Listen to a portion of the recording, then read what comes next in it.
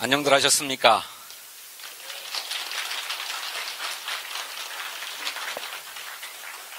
정말 오랜만에 뵙습니다. 코로나 때문에 지난 2년 동안 뵙지 못해서 정말로 답답했습니다. 어지간만 하면 함께들 모여서 나라 걱정도 하고 국민 걱정도 하고 싶었는데 그 코로나 때문에 함께 모이면 오히려 우리의 건강을 해칠 수가 있고 그것이 우리 사회의 안전을 해칠 수가 있기 때문에 함께 보고 싶어도 참자 하면서 2년이 흘러왔습니다. 그런데 그렇게 넘어가자니까 도저히 안 되겠어요. 나라의 운명을 가르고 국민의 삶을 가르는 대통령 선거가 코앞에 다가와 있기 때문에 우리가 철저하게 방역 조치를 치르고 난 다음에라도 한번 만나자. 그리고 이 만날 때는 되도록이면 많은 분들이 함께 할 수 있도록 하자 해서 우리 의원님들 그리고 우리 보좌진들의 애를 많이 써주셔가지고 오늘 한자리에 많이 모이게 된 것 같습니다. 들어오시면서 체온 다 체크하고 예방접종 방역 패스 다 했는지 다 확인하고 그렇게 오시느라고 번거로우셨을 텐데 그렇게 해서라도 우리가 한자리에 모여서 우리의 뜻을 서로 확인해야 되겠다 했습니다. 이렇게 한자리에 많이 모여주셔서 정말로 감사하고 뵙게 되어서 반갑습니다. 고맙습니다.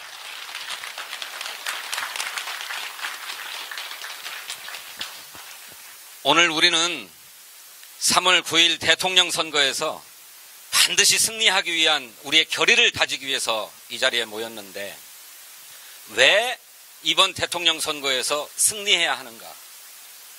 우리는 왜 다시 집권해야 하는가? 왜 우리는 국민으로부터 다시 권한을 위임받아야 하는가 하는 데 대해서 우리 동지 여러분과 함께 확인하고자 합니다. 그리고 그렇게 하려면 대통령 선거에서 승리하려면 우리가 무엇을 어떻게 해야 될 것인지 이 문제를 저와 함께 모색해 보기 위해서 제가 이 자리에 섰습니다. 다음으로 넘겨주시겠어요? 그 다음으로 넘어갑시다. 우리 문재인 대통령과 함께 우리 민주당 정부가 반드시 해결해야 될 시대적 과제가 있었습니다. 그 시대적 과제가 크게 4가지입니다. 제가 여러 기회를 통해서 계속해서 말씀드렸는데 가장 첫 번째로는 국가와 정치가 왜 존재하는지, 왜 국가가 있어야 하고 왜 정치가 있어야 하는지를 확인하는 일이었습니다. 왜 그렇습니까? 세월호 사건이 우리 국민에게 심각한 문제의식을 남겨주었어요. 세월호 사건. 수학여행에 가던 학생들이 뱃속에 가두어져서 물속에 빠져 죽어가고 있는데 그 생명을 구하기 위해서 국가 공권력이 최선을 다했느냐? 대통령이 국가 공권력을 총동원해서 우리 어린 생명들을 구하기 위해서 최선을 다했느냐? 그러지 못했죠. 그래서 온 국민이 텔레비전 생중계로 우리 아이들이 물속에 빠져 죽어가는 모습을 봐야만 했습니다. 그래서 우리 국민들이 어떻게 했습니까? 이게 나라냐? 그랬습니다. 이게 나라냐? 그런 대통령 필요 없다. 내려와라. 그래서 탄핵했죠. 그러니 탄핵 이후에 들어선 문재인 대통령은 이게 나라입니다. 라고 하는 것을 우리 국민에게 확인시켜드렸어야 했어요. 그렇지 않으면 도대체 어떤 국민이 나라를 위해서 목숨을 던지겠습니까? 대통령은 그 일에 최선을 다했습니다. 그래서 모든 국민들이 어떤 대목에서 감동을 했느냐? 고성에서 산불이 났을 때 전국의 모든 소방차가 고속도로를 타고 고성으로 달려갔습니다. 그래서 순식간에 고성 산불을 진압했죠. 그게 바로 나라다. 그게 바로 정치다. 라고 하는 걸 보여줬습니다. 코로나 팬데믹이 우리나라를 휩쓸고 있을 때 마스크가 없어서 국민들이 발을 동동 구를 때 이 정부가 일주일에 한 사람당 5장씩 마스크를 구매할 수 있도록 했습니다. 어떤 사람들은 마스크 하나도 공급 못하냐고 그랬는데 어쩌겠습니까? 모자라는 것을.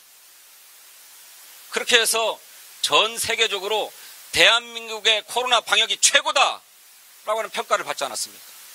이게 바로 나라입니다. 두 번째 과제가 뭐였는가? 훼손된 민주주의를 회복하는 것이었습니다. 여러분, 제가 늘 강조드리지만 우리 대한민국은 최고 수준의 민주주의 국가입니다. 현역 대통령도 헌법과 법률을 위반하면 끌어내리는 나라입니다. 어떻게 끌어내립니까? 폭동을 일으켜서 끌어내립니까? 헌법이 정하고 있는 절차대로 국회에서 탄핵 소추를 의결하고 헌법재판소가 헌법 심판을 해서 파면을 했습니다. 그 가운데 피 한 방울이 흘렀습니까? 폭력사건 하나가 났습니까? 헌법이 정한 절차대로 헌정혁명을 한 나라입니다. 전 세계적으로 이런 역사가 없어요. 그런데 이런 대한민국의 민주주의를 훼손하려고 하는 세력들이 있었습니다. 어떤 세력이냐? 이명박 박근혜 정권이 그랬지요. 이 훼손된 민주주의를 정상화시키고 복원하는 일이 문재인 대통령, 문재인 정부의 임무였습니다. 여러 개 생각할 것도 없어요. 여러분 잘 아시지 않습니까? 국가정보원이 대통령의 비밀 정보기관 아닙니까? 이 국가정보원에다가 댓글 부대를 만들어 놓고 국민의 여론을 조작하려고 인터넷에서 댓글 달고 있었지 않았습니까? 그것으로 부족해서 국군 사이버사령부, 국군 기무사령부를 다 동원해가지고 댓글 작업을 했어요. 이게 민주주의입니까? 총칼만 안 들었다 뿐이지 인터넷상에서 쿠데타를 벌인 것이나 똑같습니다. 그렇게 훼손된 민주주의를 복원해야만 했습니다. 그래서 국정원 개혁하고 기무사 개혁하고 사이버사령부 다 개혁해가지고 절대로 민간인 사찰이나 여론조작 못하게 만들었는데 남아있는 권력이 하나 있어요. 그게 검찰이었습니다. 그 검찰을 개혁하려고 하는 와중에 윤석열이라고 하는 사람이 저항을 하다가 마침내는 야당의 대통령 후보까지 된 것 아닙니까? 최후의 결전을 벌이고 있는 것입니다. 세 번째로 남북관계가 완전히 전쟁 일보 직전까지 가지 않았습니까? 북한은 막 핵실험하고 미사일 쏘고 여기서는 가만 안 놔둔다고 그러면서 개성공단 문을 닫고 여차하면 전쟁이 날 뻔했습니다. 전쟁이 나면 우리가 이기고 승리합니까? 다 죽고 다 파괴되고 나면 승리한들 그게 무슨 소용이 있습니까? 70년 전에 6.25로 폐허가 된 이 나라를 세계 8등의 경제를 건설한 이 나라가 다시 잿더미가 되면 어떻게 일어섭니까? 그래서 남북이 전쟁하지 않도록 평화롭게 잘 살 수 있도록 남북관계를 정상화하고 평화체제를 구축하는 것이 문재인 대통령의 임무였습니다. 이 세 가지 임무는 이 시대가 요구하는 임무였지만 시대의 흐름에 따라서 주어진 임무가 아니고 전 정권들이 잘못을 저질러 놔서 해결해야 될 임무였습니다. 사실 문재인 대통령의 시대적 임무는 우리 사회의 경제적 불평등을 어떻게 해소할 거냐 여기에 있었습니다. 그리고 그 경제적 불평등으로 말미암아서 발생하는 사회적인 불공정, 사회적인 차별 이걸 어떻게 없앨 것이냐 이것이 문재인 정부의 시대적인 소명이었습니다.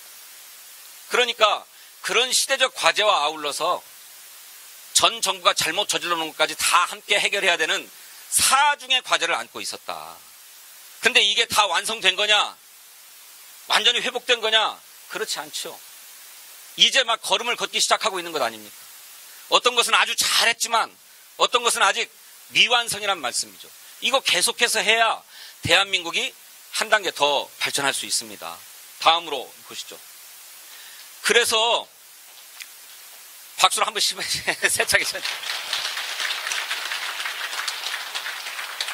쳐. 물 좀 주시죠. 그래서 그러면 문재인 대통령이 올 5월 9일이면 임기를 마치고 차기 정부가 수립되는데 그 차기 정부의 과제는 무언가? 그냥 문재인 대통령이 못다한 임무만 열심히 하면 되는가? 그것만 열심히 잘해도 큰 성과인데 문재인 대통령이 그런 시대적 과제를 해결하기 위해서 애를 썼지만 한계가 있었어요. 어떤 한계냐? 저는 세 가지 한계가 있었다고 생각합니다. 하나는 문재인 대통령이 5년 전에 취임해서 임기 3년 동안 가장 대통령이 힘을 발휘할 수 있는 시절이었는데 그 시기에 국회의 의석이 여소야대였습니다. 그래가지고 야당이 훨씬 더 큰 의석수를 가지고 있으니까 뭘 하나 제대로 할 수가 없었어요. 그 대통령이 힘을 막 쓸 수 있는 그 시기에. 그래서 무슨 법안을 하나 내더라도 국회에서 처리가 안 됐습니다. 그게 다 처리됐더라면, 스무스하게 다 잘 처리가 됐더라면 훨씬 더 빨리 나아갈 수 있었을 텐데 여소야대 때문에.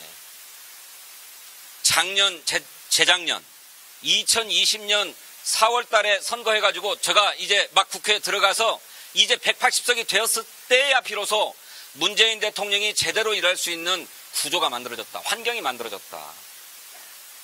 그런데 그러고 났더니 임기는 2년밖에 안 남았어요. 이제 내리막으로 가는 때 아닙니까? 두 번째 한계는 뭐냐? 전임 박근혜 대통령이 국정농단을 저질러가지고 국민으로부터 탄핵을 당한 대통령이기 때문에 우리 문재인 대통령은 무엇 하나 절차적으로 완벽해야만 했습니다. 만일 절차를 어기게 되면 그것이 빌미가 되어가지고 또다시 탄핵 논의가 나올 수가 있었어요. 그러니 문재인 대통령은 매사에 철두철미하게 법을 지키고 원칙을 지키고 마음은 답답해도 확 못 가고 다 합의를 구해서 가야만 했습니다. 그러다 보니까 우리 국민들이 그랬어요. 아니 대통령을 그렇게 뽑아주고 국회에서 막 180석 의석을 주고 또 지방정부는 다 민주당인데 왜 그렇게 못하냐 뭣을 답답하다 이런 얘기를 했지요. 네? 왜 그렇습니까? 무엇 하나 절차를 어기면 안 되기 때문에. 여러분 윤석열 후보가 검찰총장으로서 검사의 잘못을 감찰하는 것을 방해하고 그 검사를 수사하는 것을 방해해가지고 징계를 맞았는데 그 징계가 적법했다. 직무정지 2개월로도 부족하다라고 하는 법원의 판결이 있지 않았습니까? 정상적이라면 그런 징계 사유가 제기되었을 때 국회에서 탄핵했어야 됩니다. 국회에서 탄핵했어야 됐어요. 그런데 왜 못했는가? 문재인 대통령이 또 문재인 정부가 독재한다고 할까 봐서 못했어요. 그런 한계가 있었던 거다. 세 번째로 부동산이라고 하는 복병이 출현했죠. 문재인 대통령은 사회경제적 민주화를 어떻게 해결하려고 했냐면 우리의 소득의 격차를 좀 줄이려고 했습니다. 소득의 격차를 어떻게, 너무 많이 버는 사람이 있고 너무 조금 버는 사람이 있으니 너무 조금 버는 사람들 최저임금을 조금 올려주자. 최저임금을. 그리고 우리 사람들이 다 살아가는데 생활비를 써야 되는데 아이들 키우는 것을 국가가 맡아서 키워주고 어른들 봉양하는 것을 국가가 해서 기초노령연금을 많이 드리면 아이 키우고 어른들 봉양하는 데 들어가는 돈이 절약될 거 아니냐. 그렇게 해서 소득을 좀 높여줘야 되겠다. 그래서 소득의 격차를 좀 줄여야 되겠다. 이렇게 소득주도 성장 정책을 폈어요. 그런데 그것보다 훨씬 더 경제적 불평등을 크게 가져오는 요인이 남아 있었습니다. 그게 뭐였습니까? 부동산이었어요. 아파트 한 채가 있냐 없냐에 따라서, 땅 한 평이 있냐 없냐에 따라서 하루아침에도 매덕직이 왔다 갔다 하는 세상이 되지 않았습니까? 그러니 이 문제를 해결했어야 되는데 그렇다고 손을 놓고 있는 게 아니고 해결하려고 노력은 했지만 그 노력이 역부족이었습니다. 그래가지고 우리 국민들의 실망이 컸지요. 이 한계를 함께 극복하는 것이 차기 정부의 과제다. 다음으로 넘겨가 보십시다. 그래서 다음에 들어설 정부는 문재인 대통령, 문재인 정부가 안고 있는 그 시대적 숙제, 아까 말씀드렸던 국가와 정치의 존재 이유를 확인하고 훼손된 민주주의를 복원하고 남북관계를 평화적으로 관리하고 그 다음에 사회경제적 민주주의로 나아가는 일들을 계속해 가야만 합니다. 그게 도정에 있기 때문에. 그리고 또 하나 해결해야 될 것이 두 가지다. 하나는 국민 통합을 이루는 일입니다. 여러분들도 잘 아시지만 남자 여자 갈등이 너무 크다는 거잖아요. 우리 어른들은 별 상관이 없는데 청년들은 그냥 남자 여자가 서로 못 잡아먹어서 안달이 폐미다 한남충이다 그래가지고 왜 이렇게 됩니까? 왜? 우리 청년들이 일자리가 부족해서 그래요. 아버지처럼 번듯하게 살고 싶은데 좋은 직장을 얻으려니까 치열하게 경쟁해야 돼요. 아주 꼬마둥이 때부터 좋은 학교 가려고 과외 받아야 되고 학원 다녀야 되고 스펙 쌓아야 되고, 그러다 보니까 무엇 하나도 다 경쟁입니다. 그래서 여성들이 차별을 받고 있으니까 여성을 조금 우대하자 그러면 왜 역차별하냐 하고 남성 청년들이 손가락질 한단 말이에요. 그러니 어떻게 해야 됩니까? 그러니 어느 편은 손을 들 수가 없어요. 왜 그런 일이 발생하는가? 경쟁이 너무 치열해서 그렇다. 기회가 얼마 안 되는데 이 기회를 잡으려니까 서로 경쟁을 너무 심하게 한다. 그러니 기회 자체를 늘려줘야 된다. 기회 자체를. 기회의 총량을 늘려야 젠더 갈등이라고 하는 것도 해소될 수 있다. 남자 여자가 서로 으르렁대면서 왜 싸워요? 젊은 시절에 연애도 하고 그렇게 살아야죠. 결혼도 하고. 에? 그래야 되는데 그러려면 기회의 총량을 늘려야 된다. 기회의 총량이 늘어나려면 어떻게 해야 되는가? 지금 전 세계적으로 전환이 일어나고 있는데 세 가지 큰 점에서 전환이 일어나고 있죠. 하나는 디지털 혁명이 일어나고 있지 않습니까? AI, 인공지능이 사람보다 바둑을 더 잘 두잖아요. 스스로 생각한다는 거 아닙니까? 디지털 전환이 일어나고 있어요. 여기에 어떻게 발빠르게 적응할 건가? 두 번째로 기후위기입니다. 아니 코로나가 왜 생겼어요? 기후위기 때문에 생겼다는 것 아닙니까? 갈수록 여름은 더웠고 겨울은 눈도 잘 안 오고 말이죠. 그러니 기후위기에 전환해야 된다. 그러려면 어떻게 해야 되는가? 에너지 전환을 해야 된다는 거예요. 더 이상 석탄, 석유 가지고 난방하고 생활 편리하게 했다가는 기후위기가 온 게 아니라 기후 때문에 멸망하게 생겼다. 그러니 여기에 빨리 전환해야 된다. 탈탄소 해야 된다. 제가 이게 깜짝 놀랐는데요. 탈탄소 사회로 가서 탄소 중립을 실현하려면 우리가 소고기 먹는 걸 포기해야 된답니다. 돼지고기 먹는 거 포기해야 된답니다. 닭고기만 먹어야 된대. 채식주의자가 되어가야 된대. 근데 이게 우리가 준비가 되어 있는가, 우리가 그럴 준비가. 당장 소고기 끊으라고 하면 끊습니까? 저도 몰랐어요. 그냥 탄소 중립을 목표를 세우고 열심히 달려가면 되는 줄 알았어요. 근데 그렇지 않다는 거예요. 이런 것에 빨리 적응해가지고 탄소 중립을 실현해서 기후위기에 적극적으로 대응해야 된다.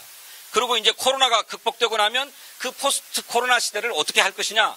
이런 전 세계적인 전환이 오고 있는데 그 전환에 성공적으로 대응을 해서 기회를 늘려야 된다. 그 위기가 우리의 기회로 되게 만들어야 되겠다. 그 처방을 만들어내야 된다. 세 번째로는 자산 격차를 없애야 돼요. 아까 말씀드렸던 것처럼 부동산이, 아파트가, 땅이 우리 국민의 경제적 지위를 좌우하고 있고 그것 때문에 사회적 차별이 발생하는데 이 자산 격차 문제를 해결해야만 대한민국이 한 걸음 더 나아갈 수 있는 사회가 된다. 경제적인 불평등을 해소하고 완화해야 된다. 그러려면 어떻게 해야 되는가? 불로소득 문제를 해결해야 된다는 거예요. 여러분, 집값, 땅값이 우리가 막 집을 가꾸고 땅에다 투자해서 오르는 것도 있지만 가만히 있어도 오르잖아요. 내 집 앞으로 지하철이 지나가면 집값이 오르잖아요. 내 집 옆으로 근사한 뭐가 빌딩이 들어서면 집값이 오르잖아요. 내가 만든 게 아니잖아요. 그래서 서로 그 불로소득을 얻으려고 20, 30대 젊은 친구들도 영끌을 한다는 거 아닙니까? 영끌을. 왜? 아파트 한 채를 못 주면 평생 낙오자가 될 수 있으니까. 그 불로소득 문제를 해결해야 됩니다. 그런데 이 불로소득을 해결하자고 들면 불로소득을 실컷 누렸던 기득권자들은 이걸 뺏기기 싫어해요. 내놓지 말라 그래요. 그래서 무슨 종부세 이런 걸 매겨도 전 국민의 2%밖에 해당하지 않는 종부세를 온 국민이 나서서 세금 폭탄이라고 반대해요. 네? 이게 심각한 문제인데 이것과 한번 정면 승부하는 게 필요하다. 그런 걸 할 사람을 뽑아야 된다. 그렇지 않으면 대한민국이 뒤로 가기 때문에 이게 차기 정부의 과제다. 그래서 재집권을 해야 됩니다. 다음으로 넘어가 보십시오. 재집권을 해야 되는데 만약에 우리가 집권 못하고 윤석열이 대통령 된다. 그러면 어떻게 되는가? 어떻게 됩니까? 제일 먼저 국민을 무시하게 됩니다. 전두환이가 쿠데타 한 거 빼고는 다 정치 잘했다 그런다. 이렇게 얘기하지 않았습니까? 그게 무슨 소리냐? 사과해라고 했더니 마지못해 사과하면서 뒤쪽으로는 개한테 사과 주는 사진을 올렸잖아요. 개사과 사건이라고. 국민을 무시하는 사람이 대통령이 되면 어떻게 됩니까? 국가와 정치의 존재 이유를 확인할 수 있습니까? 누가 빠져 죽든 수학여행 가다가 교통사고 난 것인데 그거 왜 구해야 되느냐? 그럴 것 아닙니까? 그네들이 그랬어요. 국민의힘이. 놀러 가다가 배사고 난 거다. 교통사고 난 거다. 그거 어쩌란 말이냐? 그러지 않았습니까? 두 번째로, 다음으로 넘어가죠. 윤석열이 집권하면 내로남불이 판칩니다. 어떻게 내로남불이 판칩니까? 조국 교수의 부인 정경심 교수, 표창장 하나 위조했다고 해서 징역 4년 살고 있습니다. 그런데 알고 보니까 윤석열의 부인은 허위 경력과 허위 학력이 밑도 끝도 없이 많아요. 네? 이걸 제대로 사과했습니까? 돋보이고 싶어가지고 그랬다. 조금 과장한 것 뿐이지, 부풀렸을 뿐이지, 거짓말은 아니다. 이렇게 얘기하고 있지 않습니까?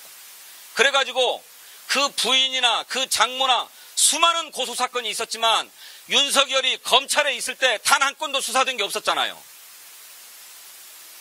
언제 수사가 됐습니까? 추미애 장관이 수사 지휘권을 발동해서 수사해라 라고 하니까 그때야 비로소 수사가 시작됐어요. 그런데도 윤석열이 현직 검찰총장으로 있으니까 수사가 제대로 안 이루어지지 않았습니까? 검찰총장에서 사퇴하고 나니까 수사가 이루어져가지고 그 장모는 지금 감옥살 나왔지. 보석으로 나왔지. 징역 3년 받았고 이번에 또 1년 더 받았지 않았습니까? 네? 자기 잘못은 하나도 살피지 않고 남들에게만 쌍심지를 켜고 잡아 죽이려고 했던 사람 아닙니까? 내로남불 공화국이 됩니다. 공정이 파탄나는 사회가 됩니다. 세 번째로, 윤석열이 대통령 되면 전쟁 날 수 있습니다. 전쟁 날 수 있습니다. 이 사람이 자기 페이스북에다가 주적은 북한이다 이렇게 썼어요. 주적은 북한이다 어쩌다 이런 거는 군사하는 사람들, 국방하는 사람들이나 이렇게 생각하면 됩니다. 대통령이 이렇게 하면 북한과 어떻게 평화적으로 잘 살 수 있겠습니까? 윤석열이 대통령 되면 남북 정상회담이라도 한번 할 수 있을 것 같습니까? 주적하고 앉아서 뭘 협상하겠습니까? 그러고 뿐만 아니라 북한이 핵탄두 미사일을 발사하면 어떻게 할 거냐, 뭔 대안이 있냐, 선제타격 하겠다 그랬어요. 선제타격도 필요하죠. 군사적인 옵션입니다. 우리 군은 그런 작전 계획들을 다 갖추고 있어요. 킬체인 시스템이라고 그러죠. 이거는 군사 작전하는 사람들이 여러 군사적인 선택 방안 가운데 하나로 가지고 있는 겁니다. 이걸 대통령이 얘기하면 안 되는 거예요. 그런 만반의 대비태세를 갖췄다가 모든 노력을 다 했는데도 안 될 때 최후의 수단으로 군사적으로 지시하는 거죠. 그런데 이것을 그냥 어떻게 하려고 그러니까 선제타격하겠다 이렇게 얘기해버립니까? 전쟁 납니다. 남북관계가 완전히 전쟁전으로 돌아가게 됩니다. 그 다음에 또 보시죠.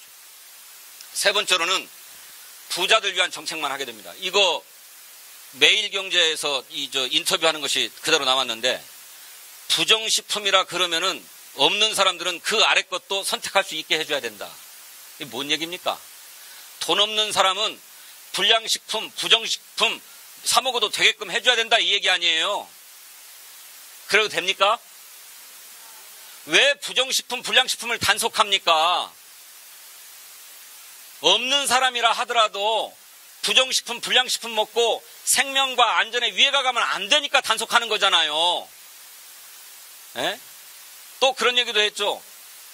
최저임금 아래로도 일할 수 있게 해줘야 된다. 여러분, 최저임금을 왜 도입했습니까? 아무리 일자리가 없어서 아쉬워도 사람의 노동력을 그렇게까지 착취하면 안 되니까 최저한으로 이만큼은 줘야 된다라고 해서 최저임금제를 도입한 거예요. 그렇지 않습니까? 그 밑으로 주자고 들면 아쉬운 사람들은 최저임금 못 받아도 일하겠다고 그런 사람들이 있을 수 있지요. 근데 그렇게 되면 노동 착취가 되니까, 사람 착취가 되니까 국가적으로 그러지 말자. 우리가 이제 경제가 세계 8등쯤 되는 나라 아니냐 해서 최저임금을 도입한 겁니다. 그런데 이 사람은 최저임금 아래로도 일할 수 있게 해줘야 된다. 부정식품도 없는 사람은 그 아래 것도 먹게 해줘야 된다. 이런 생각을 하고 있어요. 그러니 온통 머릿속에 부자들만 머릿속에 있는 거죠. 네? 다 넘어가게 됩니다. 이러면 어떻게 됩니까? 대한민국의 경제적 불평등이 완화되고 사회적 차별이 해소됩니까? 없는 사람들은 불량식품을 먹는데? 네? 이런 사람이 대통령 되면 안 된다. 다 거꾸로 돌아가는 거다. 거꾸로.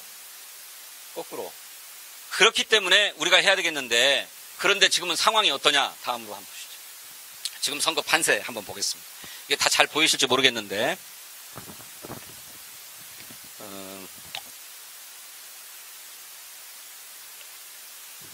이곳저곳에서 여론조사를 하도 많이 해가지고 한 350개쯤 막 여론조사가 이루어지고 있다고 해요.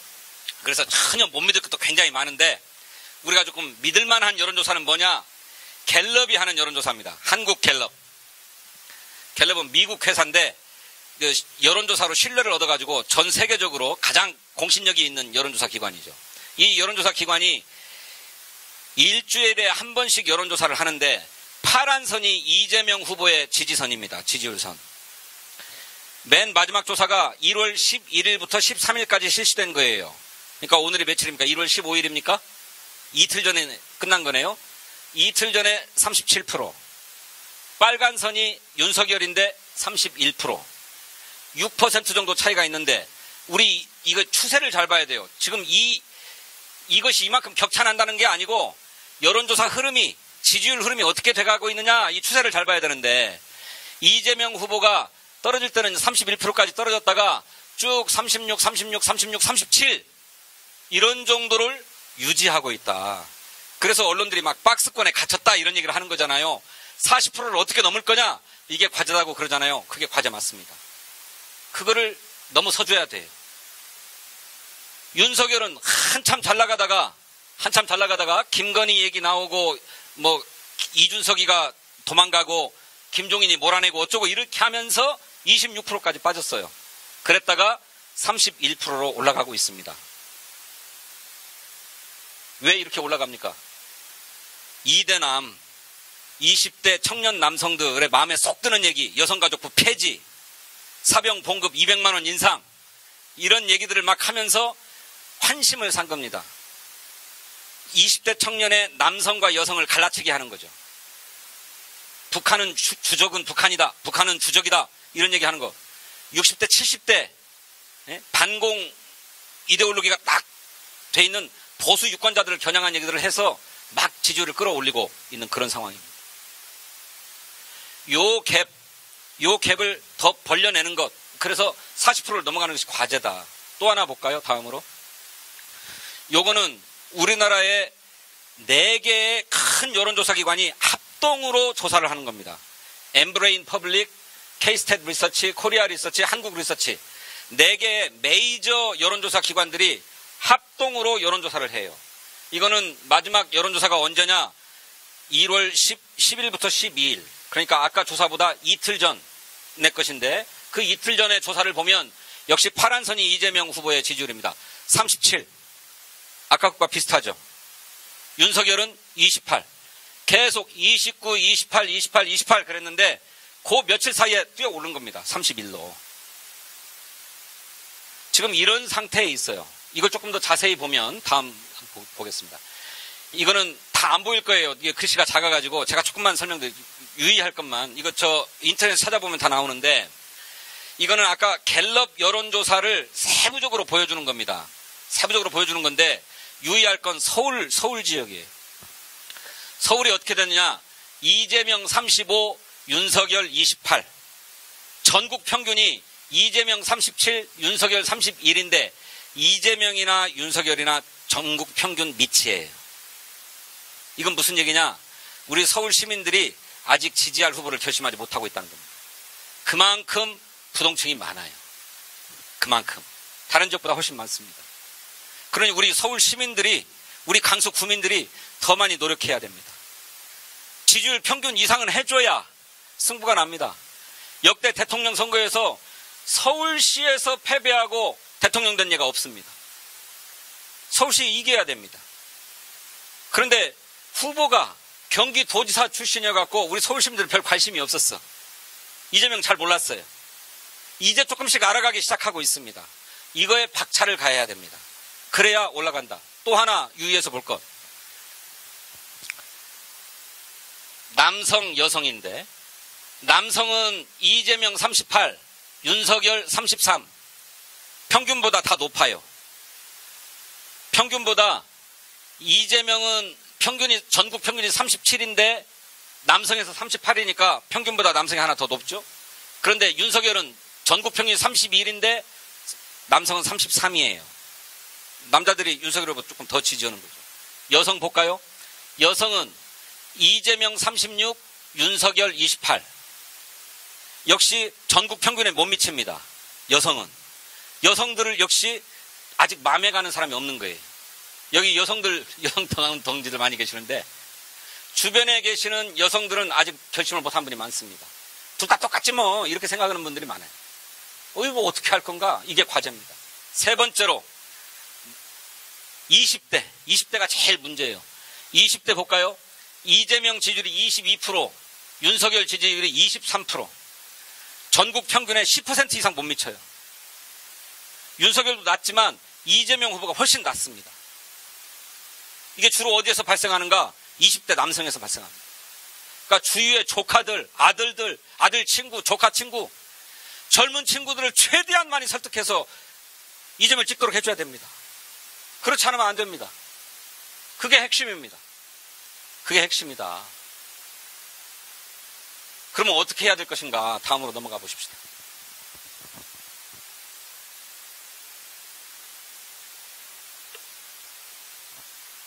제일 먼저 해야 될 것은 선거 상황의 각종 정보를 정확하게 아는 것입니다.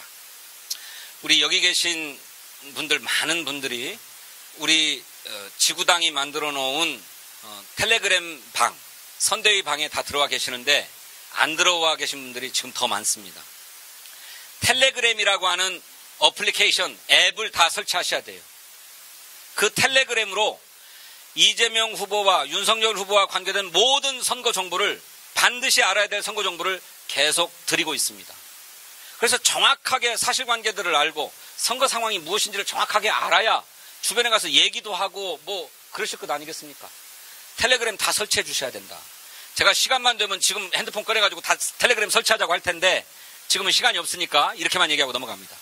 두 번째로는 그렇게 해서 텔레그램을 통해 가지고 정확한 선거 정보를 아시게 되었으면 그 중에 내 주위에 있는 사람에게, 이 사람 누구 찍을지 아직 모르고 헷갈리고 있는 가운데에 계시는 분들한테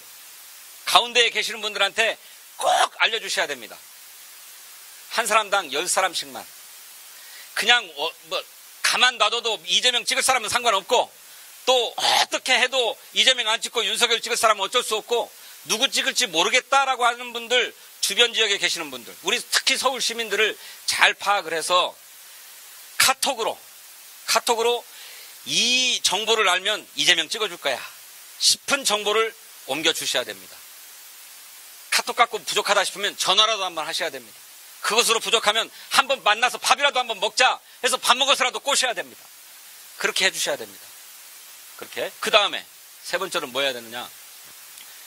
뉴스가 여론을 만듭니다. 왜 이명박 정부 말기에 국가정보원이니 국군 기무사령부니 사이버사령부니 이거 동원해가지고 댓글 부대를 만들었습니까? 사람들이 어떤 기사에 실리는 댓글들 반응을 보고 여론이 무엇인지를 파악하거든요. 그러니 여러분들도 다 핸드폰, 네이버 이런 데서 뉴스 보시잖아요. 다음으로 뉴스 보시잖아요. 그 뉴스 보시다가 야 이건 좋은 뉴스다 그러면 좋아요 한번 눌러줘야 됩니다. 야 이건 못 쓰겠다 그러면 나빠요 한번 눌러주셔야 되겠어요. 그러고도 성이 안 찬다 그러면 댓글도 달아주셔야 돼요. 야 잘했어요, 지지합니다, 찬성합니다. 야 이거 나빠요 이러면 안 되지요. 의견을 적극적으로 달아주셔야 됩니다. 그래야 여론이 움직입니다. 이거 정말 잘해요. 저는 하루에 3개의 기사에 2개는 좋아요 눌러주시고 하나는 나빠요 눌러주셨으면 좋겠어요. 그렇게 해주시겠습니까? 그렇게 해주셔야 됩니다. 그 다음에 마지막으로 모여야 됩니다. 이 코로나 때문에 참 모이기 어려운데 이재명 후보가 강서 어디에 뜬다 그러면 선대위에서 연락을 드릴 거예요. 이재명 후보가 몇 날 며칠 몇 시에 어디에 옵니다. 모여주세요. 그러면 무조건 모여주셔야 됩니다. 물론 직장이나 일이나 뭐 때문에 못 오실 수도 있지. 그런데 아이고 귀찮은데 안 가. 이러면 안 되고 시간이 되면 무조건 모여야 된다. 사람이 얼마나 많이 모여 있느냐에 의해서 분위기가 바뀝니다. 분위기가. 그러니 우리 선대위가 시도 때도 없이 맨날 모이라고 안 할 거예요. 맨날 모이라고 안 할 텐데 정말로 꼭 필요할 때, 우리의 세를 과시해야 될 때, 또 우리가 모여서 중대한 문제를 서로 공유해야 할 때, 그런 때만 모여주십시오. 이렇게 연락을 드릴 텐데 그때는 최대한 함께 모이자. 그렇게 해주시겠습니까? 고맙습니다. 그래서 선거는 결국 뜨거운 가슴이 있는 사람이 이깁니다. 뜨거운 가슴이 있는 사람이 이깁니다. 우리 강서을의 동지들은 전국 최고의 당원들이라고 우리 당에서 평가하고 있습니다. 이재명 후보가 민주당의 대통령 후보로 선출되자마자 이재명 후보에 대해서 공부하자 해가지고 당원 교육을 실시했습니다.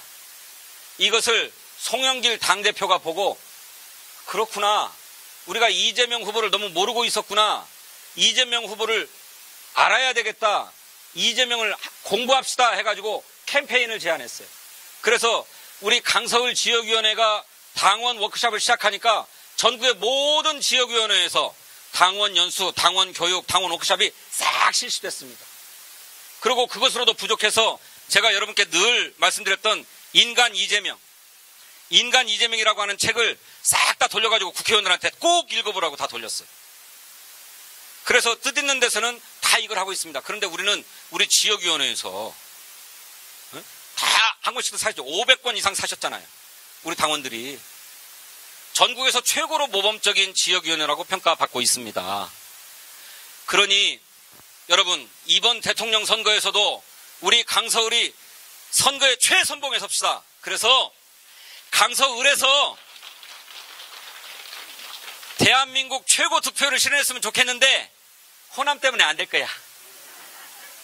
호남에서는 압도적인 지지가 나올 테니까 안 될 텐데 서울에서 최고 득표를 올립시다. 고맙습니다.